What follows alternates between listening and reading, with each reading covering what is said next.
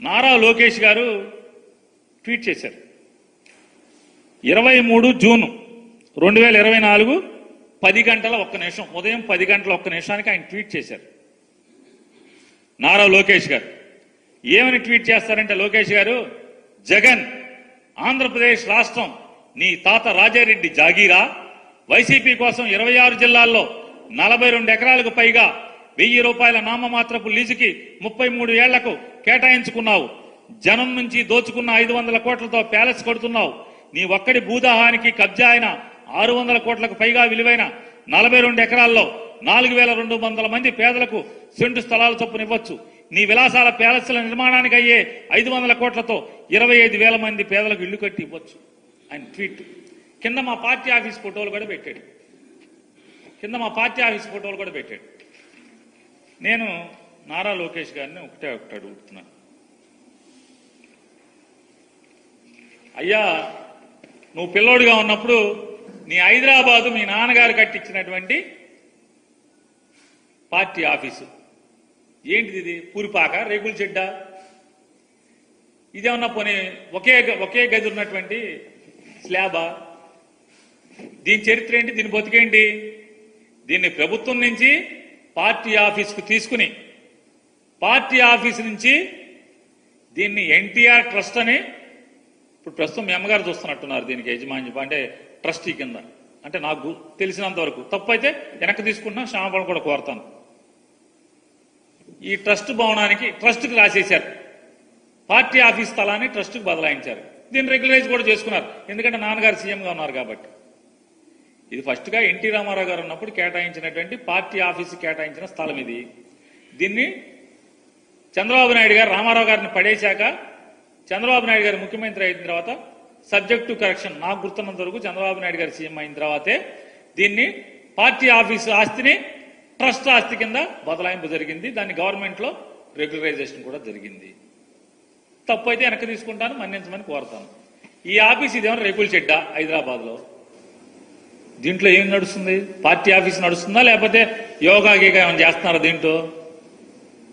ఈ ట్రస్ట్ లో ఏం స్వచ్ఛందం నడుస్తుంది ఇవాళ? ఇది మీ నాన్నగారి చరిత్ర. ఇక మంగళగిరిలో జీవం 33 ఏళ్లకు ఉంటే మీరు 99 ఏళ్లకి మీరు తప్పుడు లీజు తీసుకున్నటువంటి ప్రభుత్వ భూమి. దీంట్లో చెరువులు, కుంటలు, బోధులు అవి కూడా ఉన్నాయని చెప్తున్నారు. దీనికి ప్లాన్ ఉందా? ఒకసారి ప్లాన్ ఉంటే చూపించండి. ఒకసారి మొత్తం భూమి మొత్తం ఎంత ఉంది కొలతలేద్దామా? కొలతలేయించండి. ఇదేమన్నా రేకుల షెడ్డా? ఇదిగో మంగళగిరి ఆఫీస్, ఇది రేకుల షెడ్డా?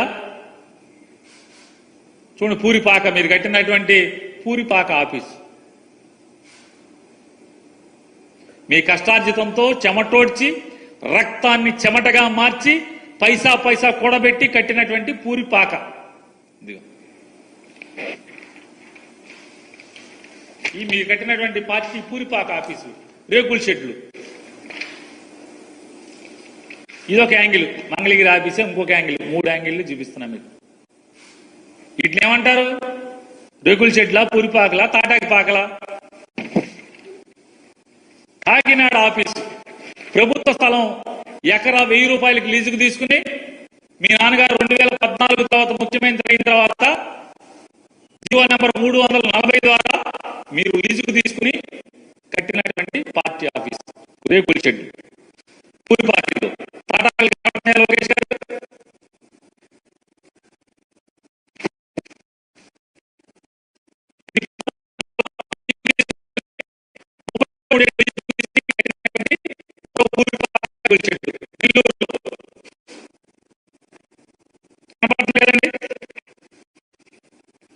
మొదట రేకుల షెడ్డు, చిన్న రేకుల షెడ్డు ఏలూరులో, పశ్చిమ గోదావరి జిల్లా ఆఫీసు.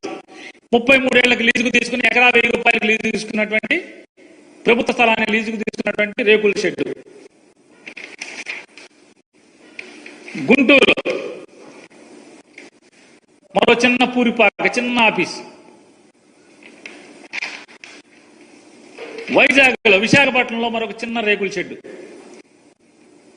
ప్రభుత్వ స్థలం ఎకరా 1000 రూపాయలకి లీజుకు తీసుకున్నటువంటి ప్రభుత్వ స్థలం, ప్రజాస్థలం, ప్రజల ఆస్తి.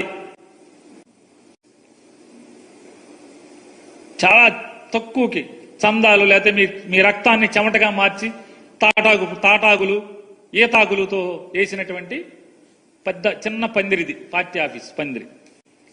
ఇది లోకేష్ గారు భాగవతం. ఆయన ట్వీట్ చూశారు కదండి, లోకేష్ గారు ట్వీట్ చూశారు. రాజ్మహల్ అంటే ఇవన్నీ ఏంటి? ఈ పార్టీ ఆఫీసులన్నీ ఇవన్నీ ప్రభుత్వ స్థలాలు కదా. అంటే మీరుంటే అసలు జీవో తెచ్చిందే మీరు. మీ హైదరాబాద్ ఆస్తే జనం ఆస్తి. ఇవాళ ఎంత ఉంటుంది? ఎన్ని వందల కోట్లు ఉంటుంది?